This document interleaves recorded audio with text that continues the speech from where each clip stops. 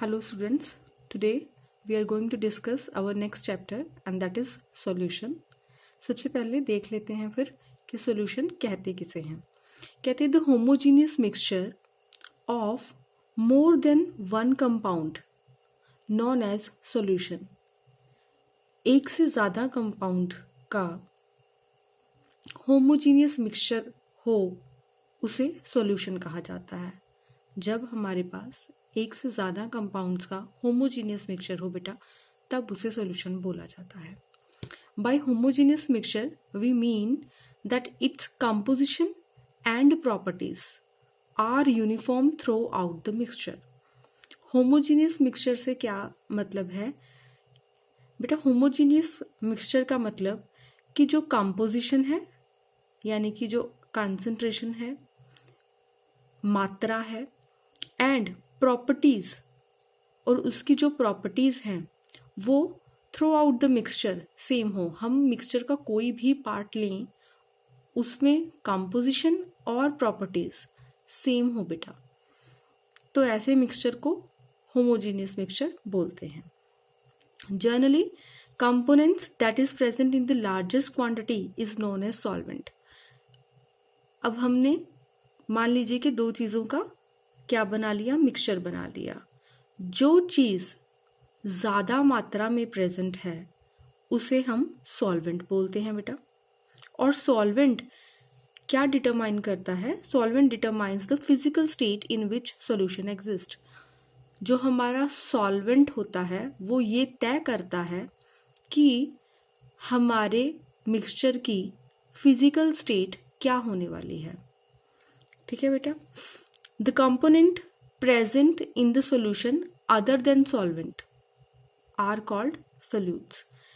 Solution में होने वाले बाकी के कंपोनेंट्स, बाकी के प्रेजेंट जो कंपोनेंट्स होते हैं सॉल्यूशन में उन्हें क्या बोल दिया जाता है फिर? सोल्यूट बेटा. सबसे ज्यादा अमाउंट में जो कंपोनेंट है it acts as solvent and other components present in it act as solutes. Next है बेटा बाइनरी सॉल्यूशंस. आप लोगों के सिलेबस में जितना भी हमारे पास सॉल्यूशन है वो सभी के सभी बाइनरी सॉल्यूशंस की बात की जाएगी बेटा पूरे चैप्टर में. और बाइनरी सॉल्यूशंस होते क्या हैं वो देख लेते हैं.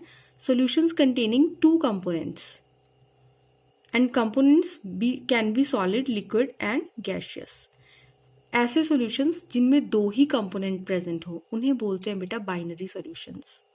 और ये दो कंपोनेंट्स सॉलिड, लिक्विड, गैसियस किसी भी स्टेट के हो सकते हैं, किसी भी फिजिकल स्टेट में हो सकते हैं.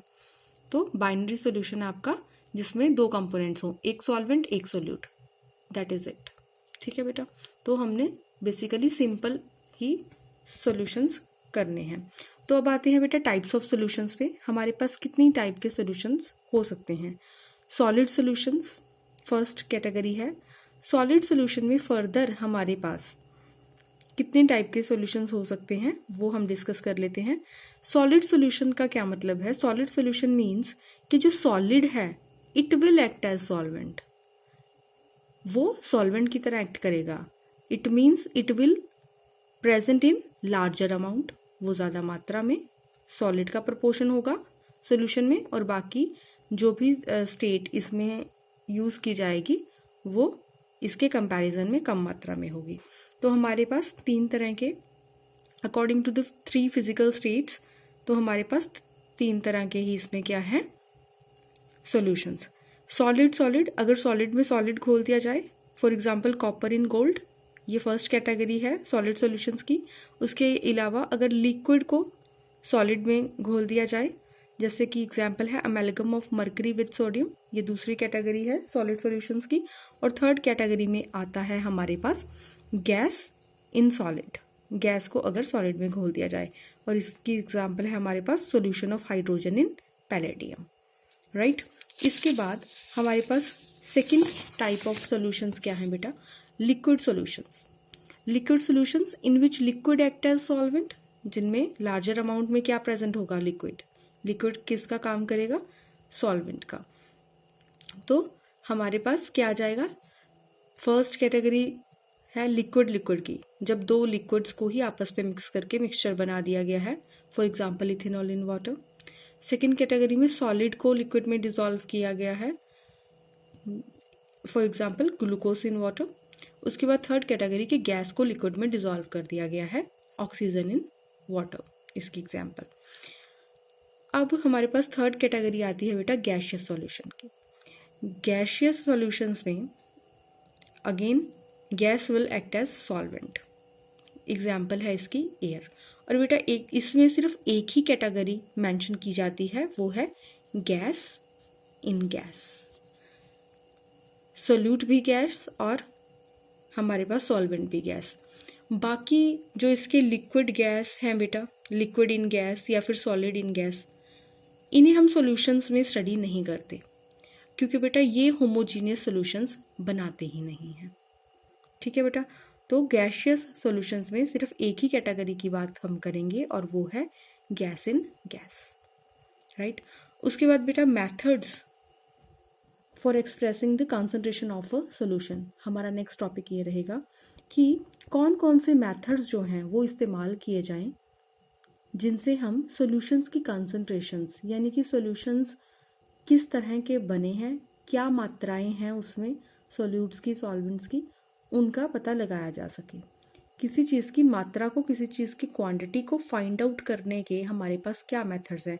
मान लीजिए हमारे पास कोई अननोन सॉल्यूशन है, हमें नहीं पता कि उसमें सॉल्यूट की मात्रा क्या है और सॉल्वेंट की क्या है, क्योंकि हमने नहीं बनाया वो सॉल्यूशन। तो उस सॉल्यूशन की कॉन्सेंट्रेशंस को हम कैसे पता करेंगे, इसके लिए हमारे पास बहुत सारे वेरियस मेथड्स हैं जिन्हें हम डिस्कस करने वाले हैं।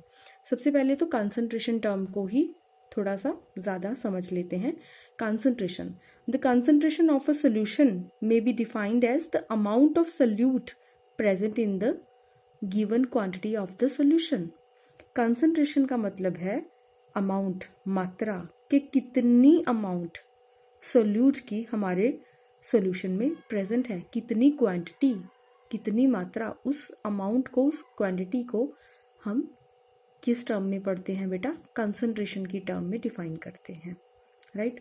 वी हैव वेरियस मेथड्स, तो वन बाय वन वो डिस्कस कर लेते हैं। Concentration of a solution, there are various methods to measure the concentration of any solution. किसी भी सॉल्यूशन की कंसंट्रेशन को मेजर करने के लिए बेटा बहुत सारे मेथड्स हैं, जिनमें से फर्स्ट मेथड है method of mass percentage. Mass percentage में हम कैसे मापते हैं चीज़ें, the amount of number of grams of solute in 100 gram of solution, कि कितने ग्राम सोल्यूट प्रेजेंट है पर 100 ग्राम सोल्यूशन में। बाइनरी सोल्यूशन हम इसके लिए लेते हैं क्योंकि हमारा सारे का सारा चैप्टर बाइनरी सोल्यूशंस पे बेस्ड है। बाइनरी सोल्यूशन का मतलब है टू कंपोनेंट्स, मान लेते हैं कि A component act as solvent और बी सोल्यूट। ठीक है बेटा, तो मास परसेंटेज को हम कैसे डिटरमाइन कराएंगे, किस फार्मूला से, मास ऑफ द सोल्यूट या फिर मास ऑफ कंपोनेंट, जो भी जिस भी कंपोनेंट की आपने कंसंट्रेशन पता करनी है वो ऊपर न्यूमरेटर में, divided by mass of the solution, total mass of the solution into 100 से मल्टीप्लाई करवाने पे आपके पास बेटा परसेंटेज आ जाएगी। तो इसका फॉर्मूला क्या रहेगा, mass percentage of solute if we have to find out. अगर हमने सोल्यूट की मास परसेंटेज फाइंड आउट करनी है तो देखिए हमने बी क्या बोला था, सोल्यूट, तो डब्ल्यू बी, मास को W से रिप्रेजेंट कर दिया है और B फॉर सोल्यूट, तो WB upon WA plus WB।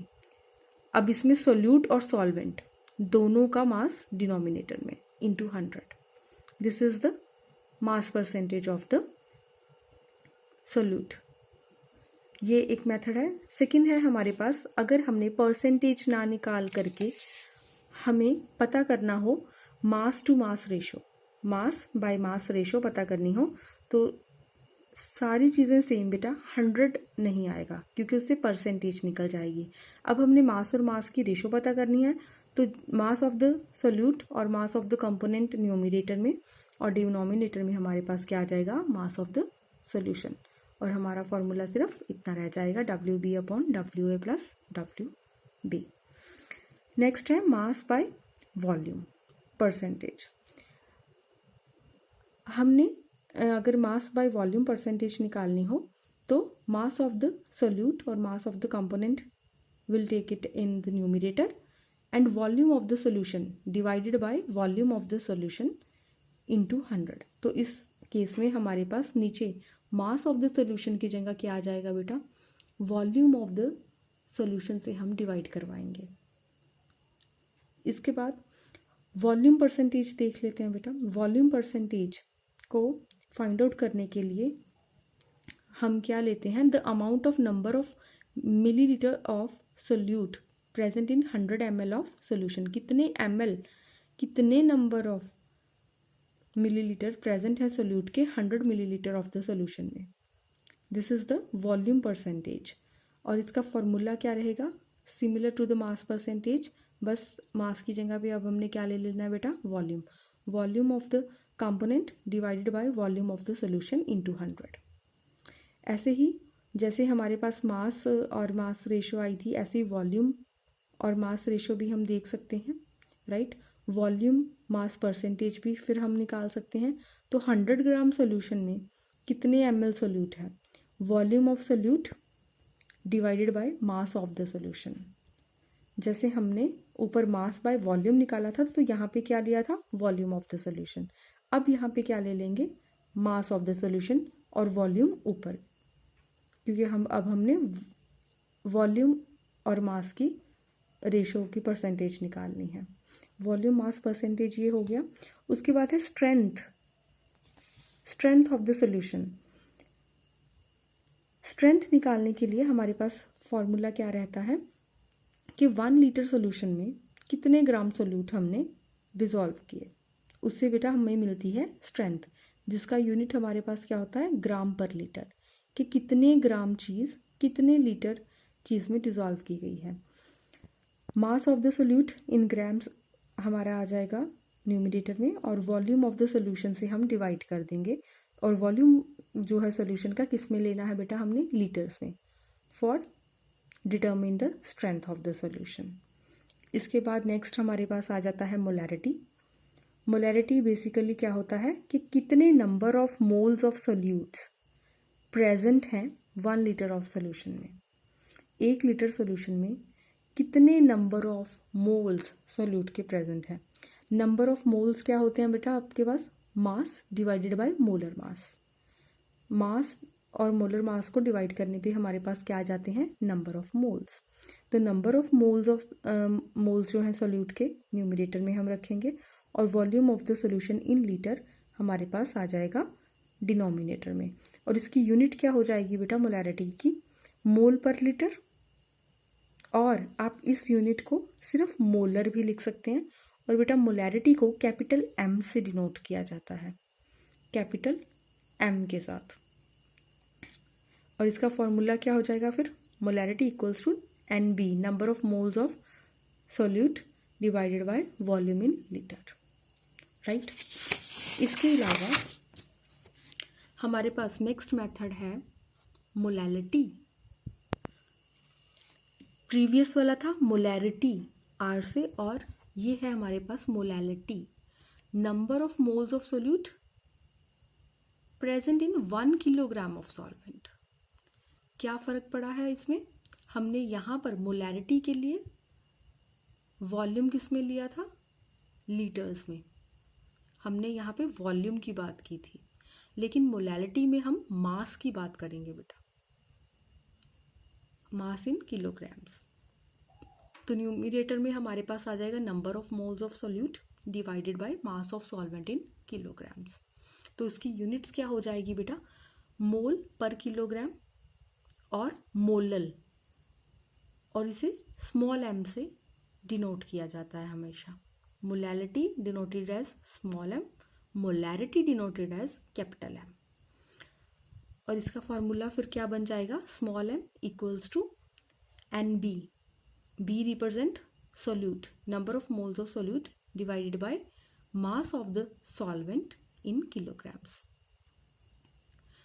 और एक नोट करने वाली बात यह है कि अगर सॉल्यूशंस बहुत ज़्यादा डाइल्यूट कर दिया जाए, उस केस में अगर for very dilute aqueous solution, अगर हमारे पास सॉल्वेंट वाटर हो और उस सोल्यूशन को बहुत ज़्यादा डिल्यूट कर दिया जाए, तो उस केस में हमारे पास मोलैलिटी और मोलैलिटी आपस में इक्वल हो जाती हैं बेटा। ये एक नोट करने वाली बात है, दिस इज इम्पॉर्टेंट। इसके अलावा देखिए मोलैलिटी में हमने क्या लिया है, numbers of moles in the numerator, और नीचे क्या लिया है, मास। बेटा टेम्परेचर अगर हम बढ़ा दें, अगर टेम्परेचर बढ़ा दिया जाए किसी सॉल्यूशन का, तो नंबर ऑफ मोल्स चेंज नहीं होते कभी भी, और मास भी चीज़ का चेंज नहीं होता टेम्परेचर बढ़ाने से। इसलिए on changing temperature volume changes, लेकिन मोलैरिटी के केस में हम क्या कर रहे थे, वॉल्यूम यूज कर रहे थे, लेकिन वॉल्यूम तो टेम्परेचर के चेंज होने से चेंज हो जाता है बेटा। इसलिए molarity change with the change in temperature, but molality does not change with change in temperature.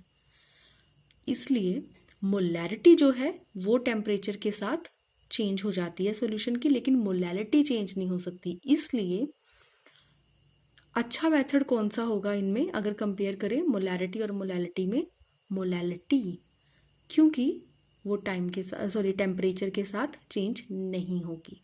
अगर टेम्परेचर इंक्रीज हो गया तो molality will not change, so this will be the best method.